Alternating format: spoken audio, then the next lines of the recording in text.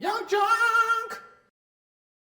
Hi, everyone. This is Tubby Talk, and as usual, I'm Chris. I'm Steve. And we're here on YUNKJunk at YUNKJunk Studios, and we're going to talk about something near and dear to our hearts growing up, arcades. Specifically, there were a lot of arcades that were everywhere, right? Sometimes there were more than one of them. More than one. You could link them together, like perhaps a chain. A chain of arcades. There's a couple out there. Some of them still exist. Ish. Yeah. Well, I would argue. So Dave & Buster's. Dave & Buster's still exists. There's several in the Philadelphia region. The best arcade to eat a steak. Yes. You're not going to get a better steak in an arcade environment. Yeah. The Sunny fans know what I'm talking about. But yeah, so that one, I think we can kind of walk backwards from that one. But yeah, did you ever go to one as a kid? As a kid, no, I was never able to go to a Dave & Buster's or a Chuck E. Cheese. I always, like I've mentioned before, I always got to play the latest and greatest arcade games in a corner store, which was a drug front. Yeah. Yeah. It was always made for exciting matches. That's for sure. High stakes. No, but they always had all sorts of games. They had like space for 2 or 3 machines, so there was always a classic game, like Centipede. They had for a while. Yeah. With the trackball and everything. Oh, it was like a legit one. Yeah. But then there was a head-to-head fighting game, and there was normally a gun game, like Area 51, or I think they got a Time Crisis at some point. The last I, wow, that's a moved big away, one. they had like a single cabinet Time Crisis. But I know since then you've probably been to a Dave & Buster's. I think we've been to one at least once or twice together. Yeah, we've been to one once or twice. I went to one on a date in the mid-aughts. Yeah. I think that was a disastrous date, though, and I didn't get to actually go to Dave & Buster's because the date never showed up. Oh, no. So I stood up at Dave & Buster's and lost our will to play Dave & Buster's. Yeah. Well, and that's interesting. You went on a date there, and we're seeing these ads. These seem to be largely directed to adults, right? And Dave & Buster's, it seemed like their whole thing was like... Because they have beer. Yeah, they had beer. They had a bar. But lots of games. Like, they did legit have a good amount of... steak. There's that delicious steak. Yeah. And I've had dinner a couple times there with kids now. Like, we'll take them. The food's okay. Like, I'm not going to snob out about it. It's fine. It's fine. Is it better or worse than Olive Garden? Oh, that's it's similar tier. Maybe a little more variety at Dave & Buster's, to be honest, but I've never had food from Dave & Buster's. Look, all these ads are for like grown people. But if you go to one, it's like half kids. Because you can get the card that just has like unlimited plays for 2 hours. And the parents can leave their kids to run around and not bother them while they drink steaks and eat alcohol. See, I do think that's part of it. Like, parents will bring their kids there and then ignore their children. And like, well, arcade will take care of them. Yeah. Surrogate arcade. Yeah, these ads are fascinating, right? Because he's pretending he's throwing a cantaloupe. He's like, break free from your normal world, man. Come to Dave & Buster's. Eat and play. Look at the tickets. Look, so many redemption tickets.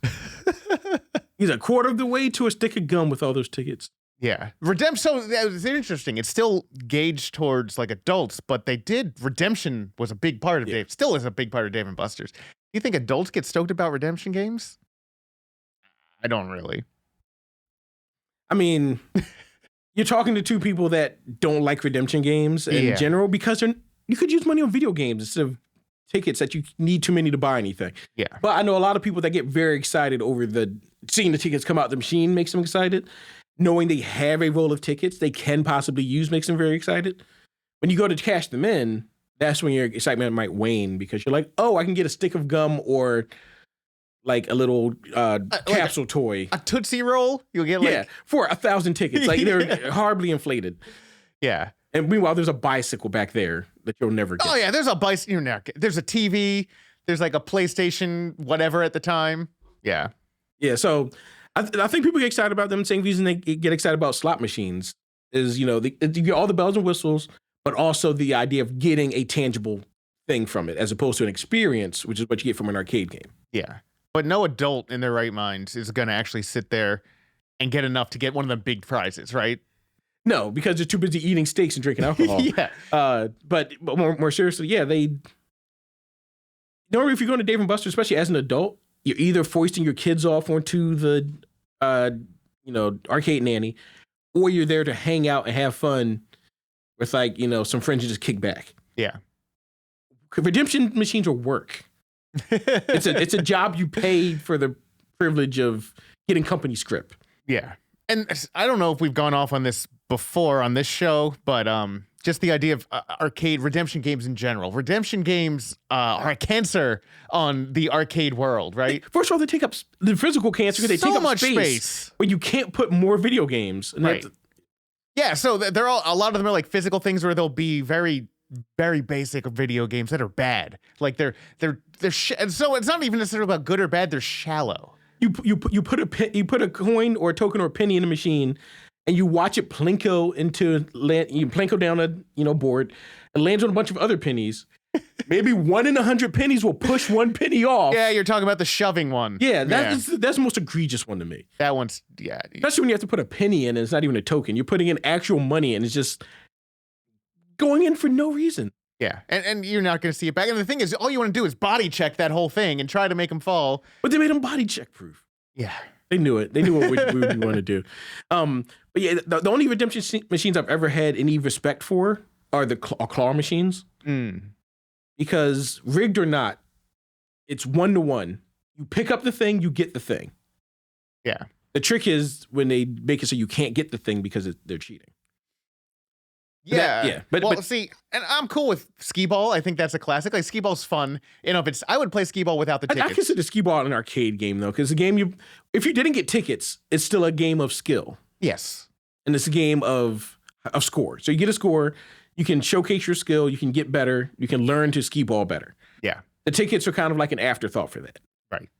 When you have something like the coin push machine, there's nothing into it. There's nothing. Or the thing we have to like stop the light on like a roulette. Yeah. If you stop it, right, you get a couple of tickets. Those are in every arcade. Like you still go down the shore. You go to Dave & Buster's now. They got the stop the light thing. And the stop the light thing, like, it's cheating. It's cheating. I think the lure of those, at least for this chain, is they give the appearance of skill. Yeah. So you get people that get suckered into playing it because they're like, oh, I'm getting better, or I could get better if I just play it enough. But it cheats you. And when we talk about good art video games, we're talking about more, actual. You're playing Street Fighter. You're playing anything that's competitive, I guess. Yeah. That's either against yourself or other players. Yes. Yeah. But I never really thought about how adult all of these ads were. Like, did they have? I don't think there were any ads that were like geared to kids. This ad is straight up like, hey, there's MMA at Dave & Buster's. Yeah. You want to see two grown dudes bleed on each other? Come to Dave & Buster's. I don't know why I use that voice for all of Dave & Buster's, but it seems appropriate.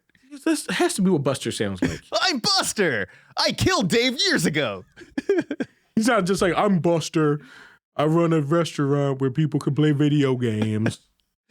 Yeah, so it's like a sports bar too. Like it's kind of amazing the thing exists because it's such a mismatched glob of stuff. It's almost like their menu. Yeah. So the menu's all over the place. They got like weird like Asian fusion and then like just American burgers and pizza and then pasta, like weird pastas. And of course it's like bar food. But then it's a sports bar. They have these giant screens. You could watch a sport there. I don't know who goes to the Eagles are on. Let's go to Dave & Buster's. Maybe that's a thing. That's got to be a thing. Yeah. Nice big screens. Again, your kids are being occupied by the arcade state. And so you can just watch the game and then not usually have to worry about your kids getting kidnapped. Well, you do have to in Dave & Buster's because they don't pay anybody to no one's supervise those children. Your kids. Funny story. The last time I went to the Dave & Buster's on down at the docks at Penn's Landing. Yeah, Penn's Landing. I went there with my kids, and my youngest was terrified because we had told her that it's built over the water on the pier, and she was like, "What if it falls into the water and we drown?" And we were like, me and my oldest were trying to assure her, Ada, you're not going to drown at Dave & Buster's. It's not going to fall into the water. She's like, but what if? Like, this is probably my fault too, because we had watched Titanic. That was her suggestion, was it? Yeah, she really wanted to watch Titanic and then was traumatized by it. But she was like, what if the arcade sinks? And you swim the shore. It's very close by. Yes, it's very close by.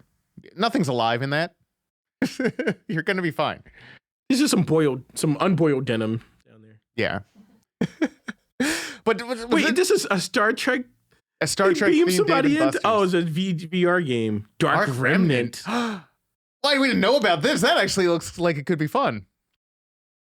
I mean, Dave and anything Star Trek themed. I mean, I love anything Star Trek themed. That was. Wait, so Concepts of Champions is a mobile game. Yeah. So they made an arcade cabinet out of a mobile game. That is what they do now at arcades, which is another sad thing. If it's not a redemption game, it's like, here's a giant crossy road. Here's a giant doodle jump.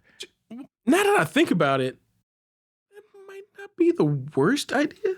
If they need games. Yeah. Because a lot of especially like the earlier iOS and Android games, like were designed basically as arcade style games. And at least there's some depth. Like there's a core mechanic and like it expands upon itself. Like either there's some depth or at least a reason to put a quarter in and play more than a stage or two. Yeah. Like on the phone, it would be like, especially 10 years ago, 5 years ago, it'd be a stamina mechanic of like, you can only play until, you run out of stamina unless you pay us. Right. They just cut the middleman out. They're just like, hey, you want to play again? Pay us money. Let's see DDR, which they're showing in this ad. DDR is a great one, and it's very hard, very skill based, and you're only gonna find that at like a big arcade, like a Dave and Buster's or something, because it's huge. It's the only place that has the insurance indemnity for people falling and breaking their neck. Yeah. Wait, what? Oh, I think it was like, and we're COVID safe. So yeah, we're getting into like modern era Dave and Buster's ads here. Angry, but that's a 3D physical Angry Birds. Actually, no, I can respect that. It comes with a slingshot controller that you pull, so it's interactive more so than just like pressing on a touchscreen. Yes, and then you get a mac and cheese in that burger, a burger with a fake pepper on top. So like. It's amazing though. So it's a sports bar, it's a childcare facility, it's an arcade, it's a restaurant. What can't you do at Dave and Buster's? Maybe you can't get like a heart bypass or something, but you work your way to it. I mean, you can't get a floor show by a quintuplet of animatronic animals. That's true. Like you can at Chuck E. Cheese. Yeah. So Chuck E. Cheese, also known as Charles Entertainment Cheeses. Yeah, his middle name's Entertainment. Little known fact. So Chuck E. Cheese, did you ever go to one of those as a kid? No. Have you ever been to one, period? Yeah, well, I worked at a summer camp after high school, and I went there a couple of times. Those machines were gross. Yeah. The machines were gross. They were just covered in snot, and I'm sure it's just everything sticky. Bunch of food. Yeah. All that stuff that's in that lady's hair in this ad. It's just everything. It was terrible. Yeah, Chuck E. Cheese, kids always wanted to go. Like I remember as a kid, like coveting like a trip. Yeah, to I always Chuck E. wanted to Cheese. go. I just never had a chance to go, but I wanted to go so bad. This is an older version of Chuck E. Cheese too, where he looked a little more scary. He wasn't rad yet. Yeah, he wasn't rad yet. This is before he got enraddened. But the whole thing, yeah. So they do games. The ball pit, like ball pit's fun. Whoa, I want to know if like they actually had a walk-by character who had a moving mouth, because that's cool. I don't think they did. This is just for the commercial. That logo, that's classic. Chuck E. Cheese's place to be a kid. Where a kid can be a kid. Where a kid can be a kid. Yeah, so all of these, like, they feature children. These are very much geared towards these are the kids. The creepiest commercial I've ever seen. Hi, kid, want to come with a giant rat? There's a bunch of adults who are chomping down on pizza in an audience. Yeah, this looks like a fever dream from like a Kubrick movie, right? Like, people are laughing and it's hazy and there's terror in the front. Look at this. Oh my, it really does look like Clockwork Orange. Yeah, that was oh, Kubrick boy. was right. So they had play areas that you could climb in. So I always like that. The playgrounds, I think, are awesome. They were very sticky though. Yeah. And like you tried not to think about it. You could still have fun. It's not going to hurt you. It's just a little gross. Was there a salad bar at Chuck E. Cheese's? Not anyone I It looked went like to. there was just a salad bar in this commercial. There might have been, this is where your parents can go. Yeah, Pizza Time Theater was, it merged with the Pizza Time Theater. There were two different entities, and they became one. Charles Entertainment Cheese bought them all. Oh, yeah, so I was going to say, which franchise had the crazy animatronic rat? So, well, the rat was Chuck E. Cheese, but they had... The Pizza Time Theater had the Rockafire Explosion, I believe, which was an animatronic band, which was way superior to the Chuck E. Cheese stuff. Chuck E. Cheese was imitating what they were trying to do. But man, yeah, look at him. That hat. Oh my God, that kid had no teeth, and I don't think I think he had teeth before he went in that door, for sure. All right, so here's a slightly newer one. No wonder Five Nights at Freddy's came out. Look at this. Whew. That'll scare you. I don't think I've ever seen the animatronic show in person, actually. I had once. It was at the one at South Philly. Okay. Because we took the summer camp there. And I stayed outside for most of the time because I did not want to be in that sticky, gross, stinky place. Yeah. But then I went in for the show, and it was not anything. It wasn't even scary. Yeah, it was I just... thought I was going to be scared, and it's like, Yeah, it does make you appreciate... You see something like that, and you go to somewhere like Disney World, where even, like, you'll see animatronic shows, and you're like, oh, it's kind of hokey. But then you see a bad one, like a lazy one, and you're just like, well, all right, the Disney one, they got something going on. They're pretty good at this. But yeah, Chuck E. Cheese, like, did you want to go as a kid? Like, did you saw the I always ads? wanted to go because it had video games. Right, it had video games. And I was like, any place that has video games, I want to go. There was one on the boulevard that was advertised a whole bunch. Celebration Station. Oh, yeah. I remember I went to because some friend of mine had like a birthday party there, and we went. And it was... I remember that there was this big place thing that was hovering over like a pool of water. I don't know if that was truly what happened, but that is what my memory was. And it was awesome because they had like the 4-player Ninja Turtles. Oh, nice. Right? Like on the island thing? No, so it was all... So it was the arcade section and the playing section. Oh, okay. And there's ball pits and there's water. And like, why would you have a water feature indoors? That'd be weird. But then that got bought by Discovery Zone. And I remember Discovery Zone. Dylan, you can probably find some Discovery Zone ads. Those were similar, but I felt like probably a little less sticky than Dave and Chuck E. Cheese. Yeah. DZ, Discovery Zone commercial. Oh, God. I remember this one very specifically. Yeah, me too. What is it with all these arcade ads starting with grocery stores? Like, are your kids delinquents? Take them to an arcade where they won't bother you anymore. Yeah, so Discovery Zone was largely more about the play place. It looks awesome. That's an awesome play place. It looks so... Everything's covered in pads.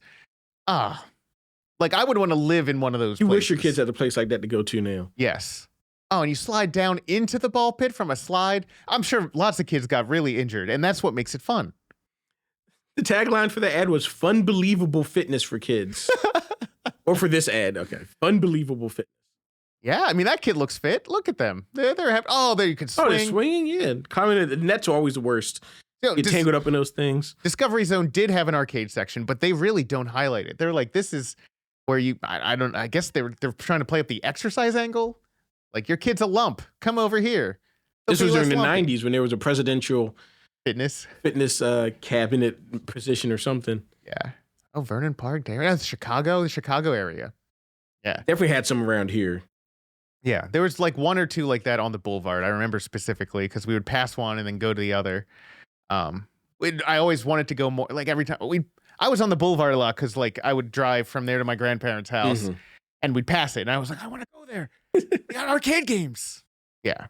And back then, like, the arcade games were cheaper. I feel like when you go to Dave & Buster's, you're getting gouged for the games.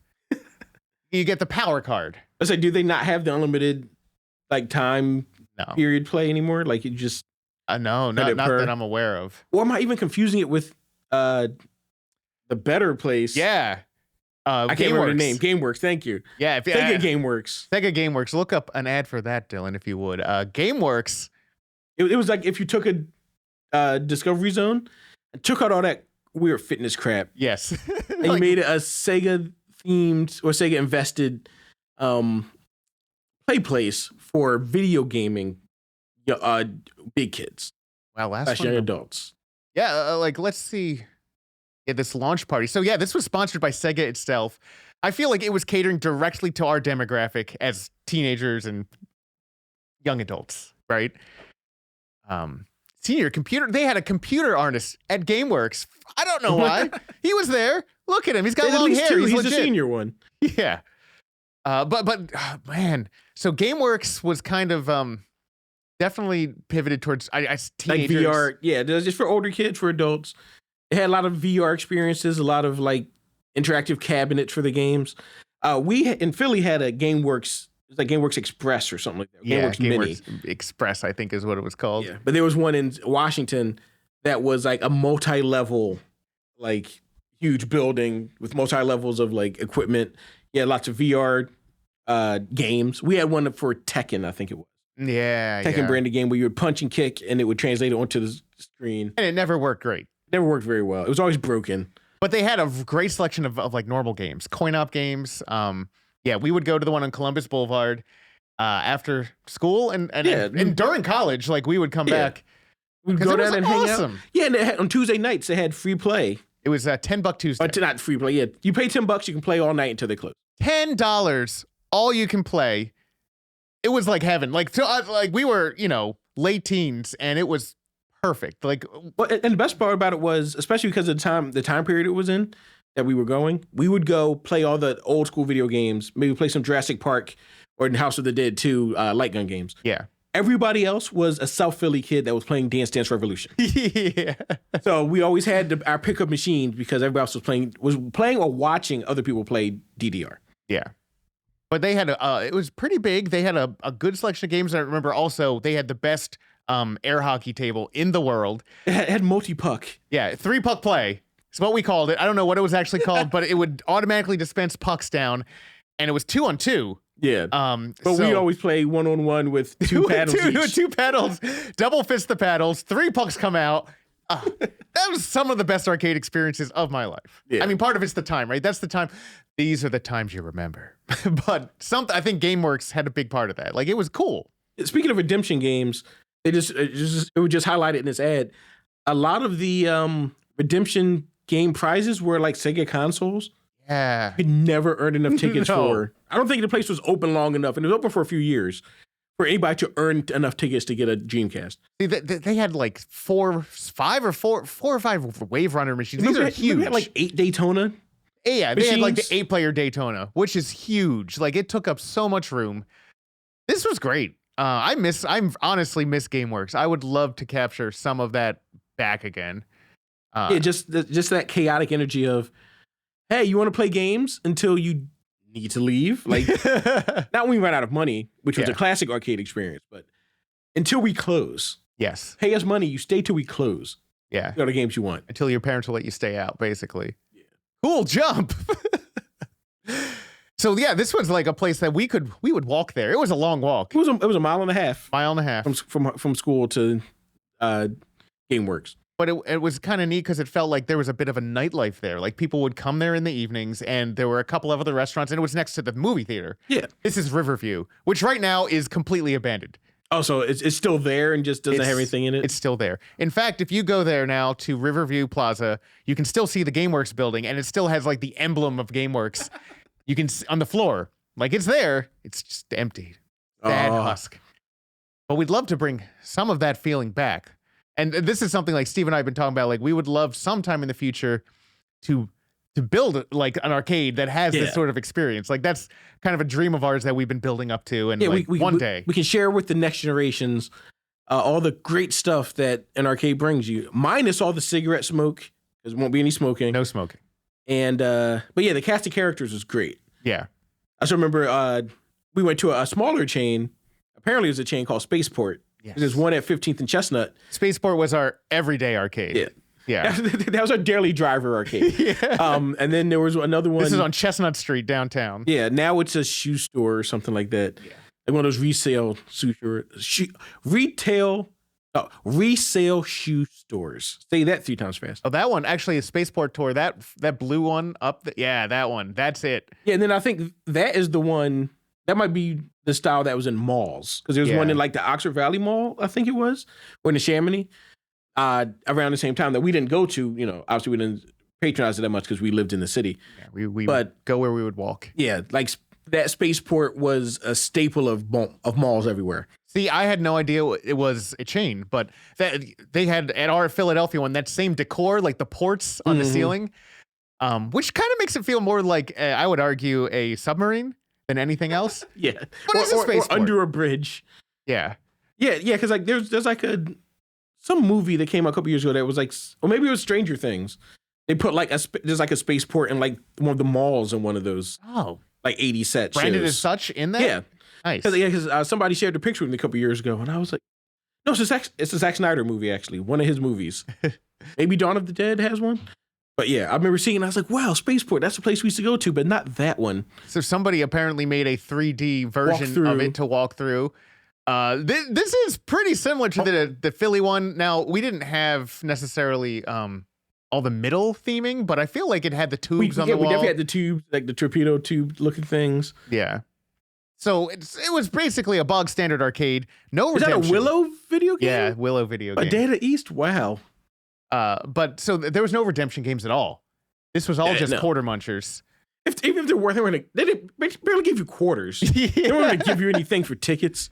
Yeah, in fact, there must have been like a change machine. There was a redemption. There was like a skee ball machine that the tickets never worked. And people would often complain to the one manager that works there that the tickets didn't work. But there wasn't like a prize booth, was there? No. Yeah. So people expected the tickets to come out because it was a skee ball game with the ticket slot. And they were just like, no, we don't redeem. There's no tickets. So like they tried to do some theming and it was cheap theming, but like I thought it gave it some ambiance. Yeah. It's an arcade. You're a kid. It's fun. But the cool thing about it was like they always had like the up-to-date games. Like a new Street Fighter comes out, they're gonna have it at Spaceport. I remember I should check every day, like every weekend for the Marvel vs. Capcom 2 machine because I knew it was coming. Yeah, and I was like, they're gonna get it one of these days, and then one day they had it, and I remember I missed the movie I went downtown to see and just played it for like 2 hours straight. We had a cast of characters. Yes, that were regulars along with us at the at Spaceport. Downtown. And that's a huge part of the arcade experience, I feel, was just having regulars that you got to know. Yeah, you have your arcade friends. Yeah. You meet them at the arcade, say, hey, how you doing? You hang out, and then when you run out of quarters, you run out of friendship. And you never meet them. You never talk to them, think of them again. Well, until the next time you both have quarters at the same time. Yeah. And you'd have rivalries, especially if these are all head-to-head games we were playing for the most part. Yeah, like your Street Fighters, your Marvel vs. Capcoms. I never played Mortal Kombat at Spaceport, really. That's one of the ones I would play in my neighborhood. Yeah. Scene. But Ergies. I don't know if you remember Ergies. Yeah, I remember Ergies. Square's weird spin-off Arena brawler. Fighter. Yeah. I played that all the time. Nobody ever wanted to play it because it was garbage. Yeah. See, it's amazing. This is a goofy, cheaply made 3D rendering of it. It's giving me so much nostalgia. I'm getting emotional seeing this, and that's embarrassing because this is 12 polygons. But there's something about that blue. If the games were just playable, they just had ROMs built into, emulator built in, we could play the ROMs with thing. That would be, I could just live in the simulation. Not live in it, but you know what I mean. I would. There's a change machine. They got one. I would love for this to be like a released product. Oh. Like something you could buy on Steam. Yeah. I'm sure there is one, a virtual arcade, but they always have weird janky games or public domain games. Right. One that has real licensed games from different properties. Some of these games have to be so old that the property rights holders don't care. Right? If some indie developer wants to buy them and run the Ghostbusters arcade game. But Data East doesn't even exist anymore. Does not exist anymore. Apparently half the games here were Data East, according to this render.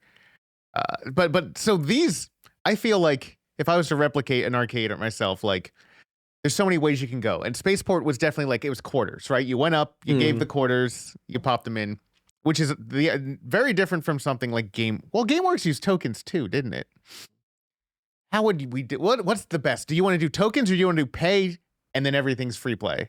I always preferred using quarters because it cuts out the middleman of having to get tokens. Yeah. Also, the problem with tokens is if you put a $5 bill in, you have to play $5 worth of games. Yeah. Because maybe you don't want to, maybe you want to stop and get a pretzel. You can't anymore because you spent your money on tokens. You can buy a pretzel with the quarters, but you don't have any more if you convert them all into tokens. That's what I'm saying. So with the token machine, goes out of it locks you in. Certainly, I definitely prefer cash for that reason. Well, yeah, as a consumer for sure, and because you're not locked in. You mean as a proprietor? As a proprietor, well, on both ends. You want to make the best customer experience. I mean, there's something about the quarters feel good too. They felt better to put in the machine than any token. But the tokens were kind of neat when they were customized to the place, right? Like Chuck E. Cheese had custom Chuck E. Cheese tokens. Look, his face is on it, smiling like this. Yeah. Spaceport had nothing like that. Spaceport was yo, get some quarters. Here's give me some money, thank you. Man, if they really had a Shadow over Mystara game, I've never seen it physically in the world. Knights of the Round I've seen. I've seen that I used to one. play at the corner store. That was great. Good one. So I think like trying to think like some of that. So we love $10 Tuesday, and I think that's something like a special thing. Because if you make that every night, maybe it's not as special. Oh, it's also a way. Look at they got a shuttered Roy Rogers in this. They're like the only thing still open in this mall is Spaceport. Everything else shut down long ago. The proprietors are dead. Dylan, is this a video or are you scrolling through It's a program video. or something? Okay, it is a video. Yeah. A video of somebody scrolling through. It's a let's play of a virtual I was arcade. hoping it wasn't Dylan because I was like, this is very bad, like mouse control. If this is you, so I'm glad to know it's not. Well, I also love the frame rate of like yes. It's like 1 frame per second, quite literally. But look, they gotta pull so many games, and no wonder it's running hard on this Pentium 1. All those static 3 image GIFs Yeah, that it's got to process. yeah. But yeah, so I'd love there's something you cannot putting a quarter into those slots. It feels good. Well, and maybe that's part of it. Like it's not shouldn't feel good. You're giving your money away. But you're giving away for entertainment and an experience of enjoyment. Yeah. But you can meter it out 1 quarter. You can live your life 1 quarter at a time. Yeah, so the change machines were the quarters had this nice heft. The tokens, they were so light. You could forget they're in your pocket and you leave and you're like, oh, I've got $3 worth of tokens left. Pardon me, $3 worth of tokens left. I'm not coming back to the arcade anytime soon. This was in a mall. Yeah. My parents may never bring me here We again. were driving through on the way to my aunt's house in New Jersey. Like, I'm not coming back here again. Yeah. But then again, if you found those tokens now, they might be worth something to collectors like us. Right. They might be worth something. If somebody was like, yo, Spaceport had tokens and I got a bag of them and I want to sell them to you for $50, I might be like, $50. I make a really cool, I guess like a coffee table. Oh, yes. But that'd be awesome. Yeah. Like a whole bunch of Spaceport tokens surrounded by Septa tokens, which are about to go extinct. I would make like a mosaic. Yeah, that'd be fun. Tokens for life. Speaking of Septa tokens, I'd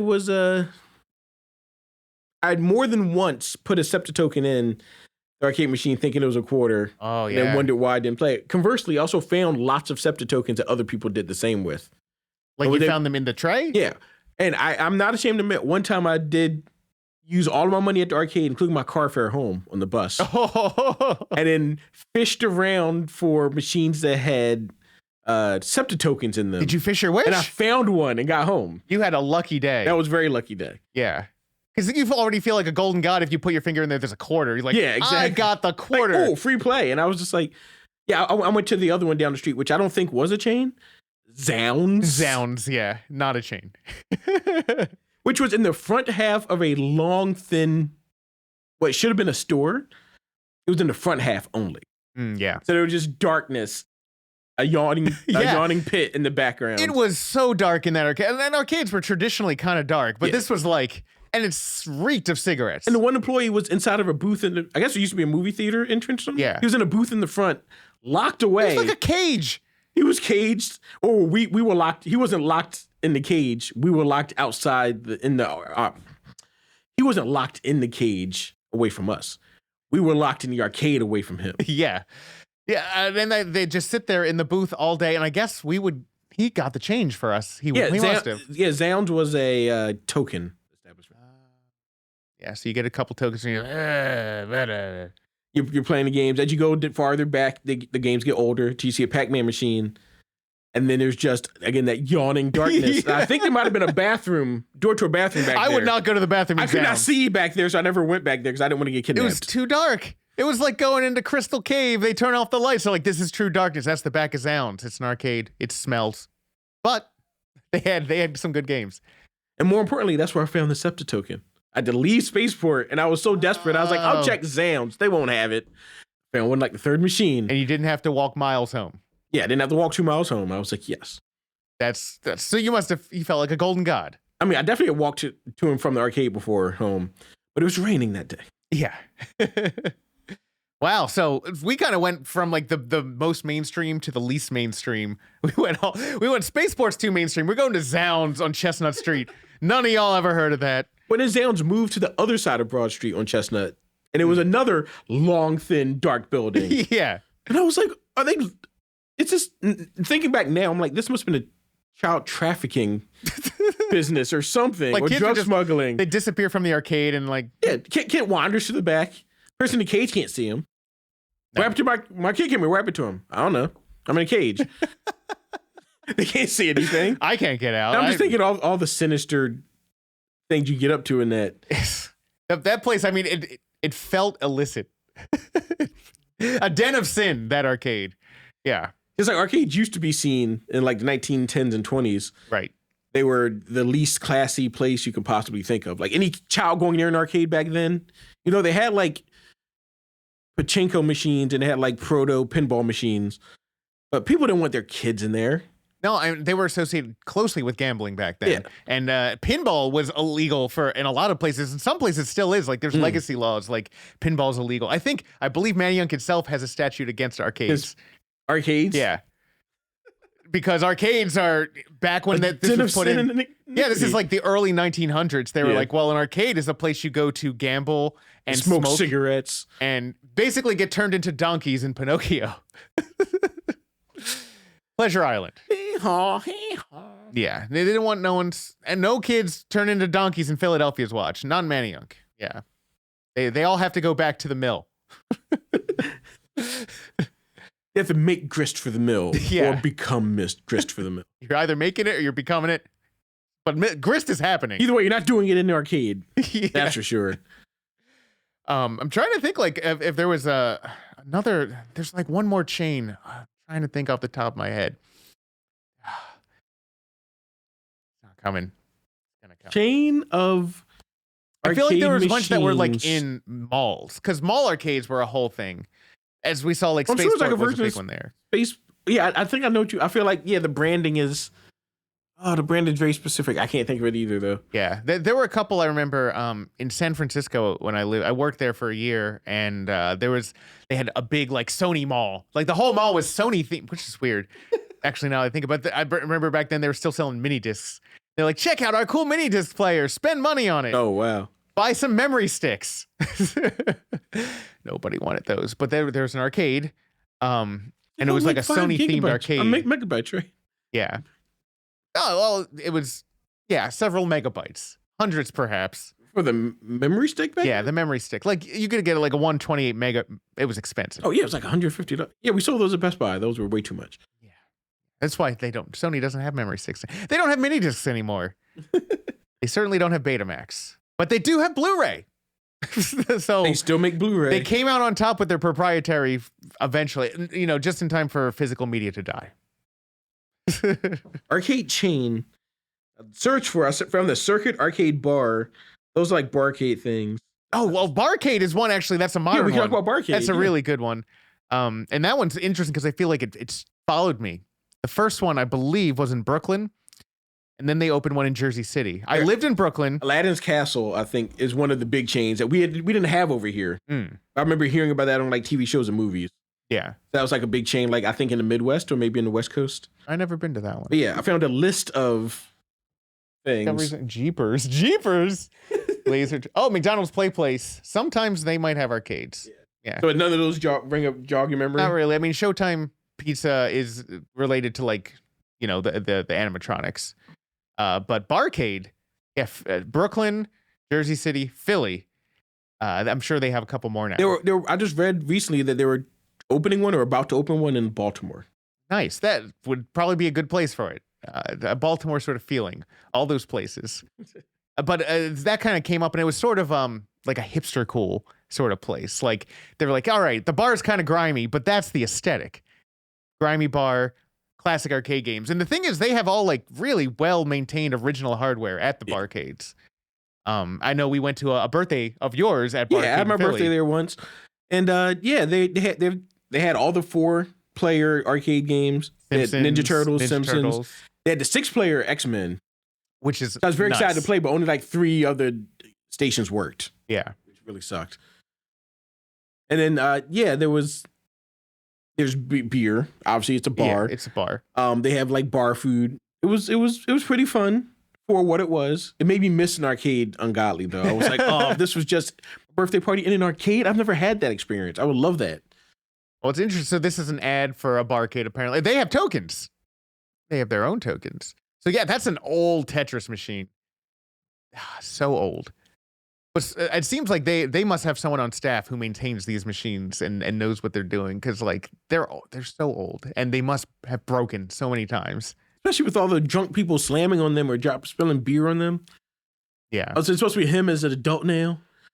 No, that's him as an adult. He's like, oh, now I can drink and play games. And see, now it's almost become Dave & Buster's ad.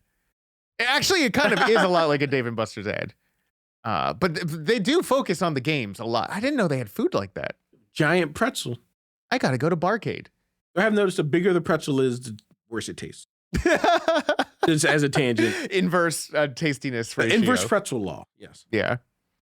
But so they seem to really care about the games, which is nice to see. A lot of places will be like, well, we make our money on the alcohol, so that's all we really care about. The games are an afterthought, but not there. Like, you can tell somebody who put it together at least cared. And one thing I really love about them is they have a big chalkboard at the top that has all the high scores. Oh, for like the machines, they keep track of them up there? Yeah, and they'll manually put it up there. If you get a high score, like someone's got to go up and manually put it on the chalkboard, which I think is charming. Yeah. Yeah. So I noticed it said the original arcade bar. So I guess people have tried to bite their steez since then. Probably. Like, oh, it's a great idea, and all you need is a lot of knowledge and money to make it happen. All you need is thousands of dollars worth of arcade machine equipment. Yeah. The knowledge of, you need a good screwdriver. They had like the fancy screwdriver with all the, at least Spaceport, the guy had a fancy screwdriver for the time with all the bits that just like lived in the handle. So you take the bit out the handle, pop it in the top, unscrew the thing. And I was like, wow. That's like, he's like a wizard. Is that space age, sir? And he's like, what you talking about? No, this is the thing I got from Stanley. Of Stanley hardware store. Get out my face, kid. Yeah. Yeah, no one who worked in arcade could speak full sentences. That's not a thing you did in arcade. You know the character from Futurama, the like everyman blue collar man. Yeah, you guys is yeah. That was basically everybody that worked in arcade. Yeah, you just got some buttons. You got 4 buttons on the Street Fighter. It's fine. Uses Street Fighters, got all the buttons on them. We always had to report to each other which buttons were not working on which side. Every day in Spaceport. Because you had to make sure that you knew that when you lost, it's because I didn't have a fierce punch. Yeah. And I had to work around it. So it has asterisks over that win. It does make me wonder, though, because now we do have public arcade terminals in Tubby Robot. We have 4 technically, but right now we got 2 out. Our buttons don't really break. They get sticky. So I'm wondering, like, did they just never replace the actual button hardware in the end? Like, it would break and, like, would a wire get loose? Well, how are they breaking these buttons? So I know there's different grades of arcade button, like which we found we were putting together, researching the Tubby controllers. Like Sandwa buttons are highly regarded. There's lots of non-Sandwa buttons. Yeah. And like I think the button assembly, like even how they attach to the PCB are different. Yeah. So it could just be that the wire was always falling off or being knocked off because it wasn't securely connected. It seems like the sort of thing you could correct, though. If you had to do it like every other day anyway, you're like, I might as well like spend the extra $5 to get the good button. If you got broken buttons all the time, because it would change, right? Sometimes someone was working on it, knock it into place, and we'd be like, oh, fierce punch works again. Yeah, every now and then we would just like, you could hip check the machine and it would work. Yeah. I remember one time we got in trouble because our one of our friends from school lifted the lid and was trying to fix it. Yeah. And attendant came out, what are you doing, kid? What you doing, kids? I'm trying to fix the buttons. Kid fixes those buttons. This is not going to work. Yeah. Everything was plural. Man, I do want to go to a barcade now and just kind of get more of that feeling, because I think I haven't been to one since your birthday years ago. Yeah, it was like 2011. It's like your 30th birthday. Yeah. Yeah, it was my 30th birthday. Yeah, I know it gets crowded. The one in Philly, at least at the time, was super popular, like uncomfortably full. I mean, it was probably for a couple reasons, because it was the new hotness at the time. Fishtown was just really getting super gentrified, like at the point where it was a destination to go see new things. Yeah. You know, start off around then. And the stupid citywide special was all over the place. And I don't know if it started in that area or if it just popularized in Fishtown, but it was annoyingly everywhere and everybody went to citywide one. Special? Yeah, it's a Pabst Blue Ribbon and a shot of something. I think it's whiskey. It's a special mixed drink. And the mixed drink they give you a can of beer and they give you the shot and they like drink them. Just a certain order or something. I don't know. It's the most hipster thing ever. And people were piling into bars to get this. Yes. That's why I avoided Fishtown for so many years, because every time I went there, it's like, oh, I got to drink that nasty beer and Pabst Blue Ribbon. And then I also don't want to follow up with a shot of anything because I'm already depressed and I had to drink a Pabst Blue Ribbon. And now you want me to drink a shot of something? Now I'm just going to go commit suicide under the L. This is no fun. Yeah, I got the impression that Barcade was more of like a dive bar in its drinks, at least early on. It was like, here's your PBR. I guess what I'm saying is everything was a dive bar in terms of drinks. That was like the fashion at the time, I feel like. And you know, now craft beer has kind of come to, I wonder if it's more crafty there. Like a Lucky's here is more craft beer. I would go to Barcade if they have brewed beers named after arcade games. Yeah. Well, then cool. Maybe I would go. Well, it's something I've considered about doing about Sundays. It's just you can only have so many Sundays. People start to tune out. If you have a list of like 20, no one's paying attention. You could make a Sunday that has player 1 and player 2 configurations. Yeah. So they come as 2 set configurations, and you say, do you want player 1 or you want player 2? And I think that would work better in an arcade setting where people actually get it all coming together. Yeah, because now people walk in and like, oh, there's a thing on the counter. Oh, there's a screen with games on it. And it's like, yeah, you can play the games with those things. And like, what is that thing? The number one thing I hear is like, what's this? And they gesture to the joystick and buttons. And I'm like, well, that's an arcade joystick. Like, oh, what for? You play a video game with it. And they go, oh, it works. It always crushes my soul when it's somebody who's like 30 to 40 years old that doesn't know what it is. Yeah. I'm like, I've never seen this artifact. We're the same age, so I know you've seen media that has this, right? You might have been too cool to go to arcades, but you've seen an arcade machine. Steve just sighs and goes, they have them in Stranger Things. You remember that? Yeah. Pretty sure they had them in Breakfast Club, a video game somewhere. Maybe not. Breakfast Club all took place in the school. I think I'm thinking of Ferris Bueller. There's almost certainly an arcade cabinet. Or they went to an arcade in Ferris Bueller, maybe. I haven't seen that movie in a while. You'd be like, ever see that movie Tron? And they'll be like, no. Like, how about the reboot? Like, no one saw that either. Tron Legacy? Didn't see it. I've been on the ride. I saw both movies. My wife loves Tron, the original. The music in Tron Legacy is pretty good. I've never seen the movie. I just said soundtrack. Yeah, the soundtrack's great. It's Daft Punk. French, techno. Rest in peace. Rest in peace. I mean, they're alive, but... I mean, they quit. Yeah. They went doing separate ways. They took off the helmets and went doing separate ways. They didn't show their faces, did they? Not explicitly, but they've shown their faces before. Like, they weren't secret faces. They just Daft Punk wore helmets. Yeah. But you could like, if you look on Wikipedia now, I'm pretty sure it has their faces. See, Daft Punk should open an arcade. And they have like an animatronic heads of theirs. Is that a touring like arcade truck or something, or like show with the arcade truck or something? I would love that. That'd be a great experience. I mean, that's how we get them back. Their reunion tour. Any arcade that has an animatronic DJ, robotic DJ, that's cool. That's cool. So what you're saying is you want an animatronic Tubby spinning the ones and twos. Yes. And he speaks binary. You can't tell what he's saying.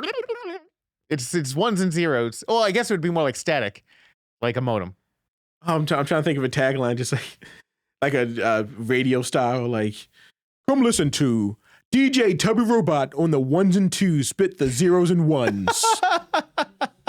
I like it. All right, so we're building a robot, and the robot will move and groove to the beat, and we could actually make it so that any song that's on, it detects the beat and he moves in time with it. Yeah, we're doing this. Look for it. Spring 2028. 2020X. 2020X. Like it. Yeah. 20XX if you want to be safe. Anytime in the next 72 years. Yeah, 20XX, or we'll be dead. Either it'll come out or we'll be dead. Either way, our bases are covered. Or we'll become the robot. Where our spirits will be transformed. Singularity. No, I'm thinking mystical. Less spell. Yeah. I'm thinking like Five Nights at Freddy's. Five Nights at Freddy's. So we haunt, is what you're saying. If we have to. Yeah. You're not opposed to dabbling in some haunting. There could be worse places to haunt than a Tubby Robot branded arcade / ice cream restaurant. Yeah. All right. Food for thought for the future. There's a lot to look forward to. And there's a lot we've looked back on. It's been a long road looked back from here to there. Yeah, the long road getting from there to here. Okay. But now we're finally here. Yeah. Well, on that note, I think it's been a great talk. Now I want to go to Barcade. Let's go play some video games. Yeah, let's play some video games right now. Yeah. You too. But yeah, it's been great talking to you. We'll have another episode probably in a week, maybe in 2 weeks, soon. We'll see how the cookie crumbles, how the Thanksgiving cookie crumbles. Yeah. Good night, everyone. Thanks so much for watching. Take it easy. See you, Dylan. YUNKJunk!